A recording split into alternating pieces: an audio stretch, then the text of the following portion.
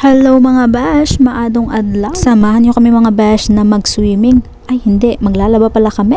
At dahil hindi tayo nakapaglaba kahapon dahil may fellowship, so ngayon kami pumunta ng Masing. Ang Masing mga bash ay nasa kalapit naming barangay, sa barangay na Sunugan. Medyo hirap nga sa tubig ang aming barangay kaya ayan, magdadayo muna kami ng panglabahan. Pero aga kami dyan mga bash kasi nga ang dami naming labahan. At tingnan nyo naman mga bash, punong-puno ang sapa ng tubig. Ay, siniswerte nga naman talaga kami. Kasama ko nga pala dyan ang aking nene mga bash. Dahil high school na nga siya mga bash, ayan, kailangan na niya talagang matutong maglaba. At kulang ang aming planggana, kaya ayan, manghiram muna ako ng planggana mga bash. At ayan na nga ang bash niyo, naglalaban na talaga siya. Kung mapapansin niyo yung mga bash, nakasako talaga yung aming mga damit kasi nga nahihirapan ako magdala ng basket sa motor. Dati nga mga bash ay basket ang dala namin at ayun nga, hulog kami sa kalsada mga bash, buti na lang talaga at mababaw. Actually mga bash, sa aming barangay meron naman kaming balon. Kaya lang mga bash, malalim ang tubig at kailangan pang timbain. Dito sa Masing mga bash, ayan, abot kamay ko lang ang tubig. At masanay nga ako dito sa Masing mga bash kasi bata pa lang ay dito na kami naglalaba. Binabad muna namin yung aming mga labahan at yan, nag-decide nga kami mag-swimming.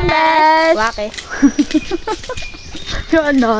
Nadaanan pa nga namin mga besh yung maisan papunta dun sa dagat. Maganda nga dito magulayan kasi malapit lang ang tubig. At ayan na nga mga besh, nandito na kami sa may dagat. Masarap nga mag-swimming mga besh kasi hindi pa masyadong masakit sa balat yung init. Kaya lang mga besh, ayan, pagdating namin sa may dagat, low tide pala. Ay, low tide o high tide nga mga besh, ay magsiswimming pa din kami. Masarap talaga ang buhay dito sa isla mga besh. Tingnan nyo naman yung view, napakaganda. Parang ayaw pa nga mag-swimming ng aking kasama. Mangingitim daw siya. Ay, dalaga na talaga ang nene ko na yan. At ayan nga, nauna na lang akong pumunta sa dagat kasi parang ayaw pa naman niya. Tinatong ko na nga lang yung aking salamin dyan sa may batuhan at nag-swimming na kami.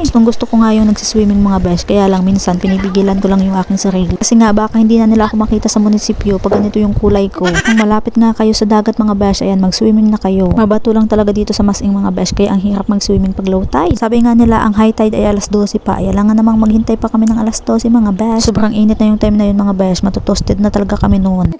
Sobrang babaw talaga ng tubig mga besh, kaya ayan, magsasayaw na lang kami dyan.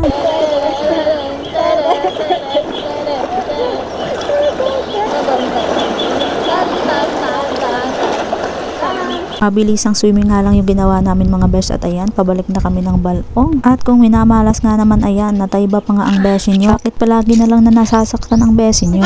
Tiningnan ko nga siya mga besh at ayan, medyo malalim pala at mahaba. Hugasan na lang natin ito mga besh pagbalik natin doon sa sapa. Pagbalik nga namin mga besh ay ayan, naligo na kami kaagad. Masarap nga maligo mga besh pag ganito kadami ang tubig. Buti na lang talaga mga besh at walang masyadong naglalawa kaya ayan, pasawa kami ng pagligo dyan. Pagkatapos nga naming maligo mga besh, naglabad na kami kaagad nung aming mga binabad. Inuna ko nang labhan yung mga maong mga besh para hindi na kami mahirapan mamaya pag uwi, hindi na mabigat. Kaya ayan mga besh, nasampay ko na yung mga nauna kong labahan.